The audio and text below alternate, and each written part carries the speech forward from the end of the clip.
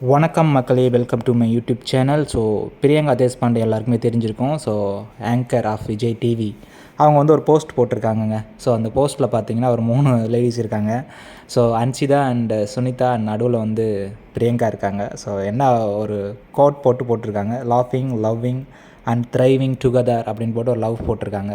So அவங்க 3 பேருமே cook with கோமாளியில் இருந்திருக்காங்க அப்படின்னு நம்ம எல்லாருக்குமே தெரியும். ஸோ அதில் அன்ஷிதா அண்ட் சுனிதா 2 பேருமே வந்து கோமாளியாக இருந்தாங்க. பிரியங்கா வந்து அதில் குக்காக இருந்தாங்க.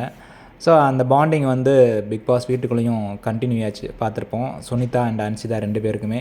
ஸோ சுனிதா உள்ளே இருக்கிற வரைக்கும் அன்ஷிதா வந்து சுனிதாவோட நிழல்லையே இருந்தது மாதிரி இருந்திருப்பாங்க. ஸோ சுனிதா வந்து அன்ஷிதா வந்து வெளியவே தெரிஞ்சிருக்க மாட்டாங்க. ஆஃப்டர் சுனிதா எவிக்ஷனுக்கு அப்புறம் தான் அன்ஷிதாவோட முகமே விஸ்வரூபமாக தெரிய ஆரம்பிச்சிச்சு. ஸோ அந்த மாதிரி அவங்களுடைய பாண்டிங் வந்து நல்லா இருந்தது. ஆனால் ஒரு விஷயம் சொல்லியிருப்பாங்க அன்ஷிதா, ஜெஃப்ரி உங்களுக்கு முக்கியமா, சுனிதா உங்களுக்கு முக்கியமான அன்ஷிதாட்ட கேட்டிருப்பாங்க. அப்போ அன்ஷிதா வந்து சொல்லியிருப்பாங்க, எனக்கு வந்து ஜெஃப் தான் முக்கியம் அப்படின்னு சொல்லியிருப்பாங்க. ஸோ எனிவே அந்த பாண்டிங் வந்து இங்கே அந்த பிக் பாஸ் கொண்டாட்டத்தில் வந்து ஒன்றா எடுத்திருப்பாங்க போல இருக்கு. அதை தான் வந்து பிரியங்கா வந்து போஸ்ட் பண்ணியிருக்காங்க. ஸோ கமெண்ட்ஸ்லாம் பார்த்தீங்கன்னா பயங்கரமாக வந்திருக்குங்க. ஸோ சப்போர்ட்டாக. ஸோ எனிவே எல்லோரும் ஒற்றுமையாக இருக்க நம்மளுடைய வாழ்த்துக்களை தெரிவித்துக்கொள்வோம்.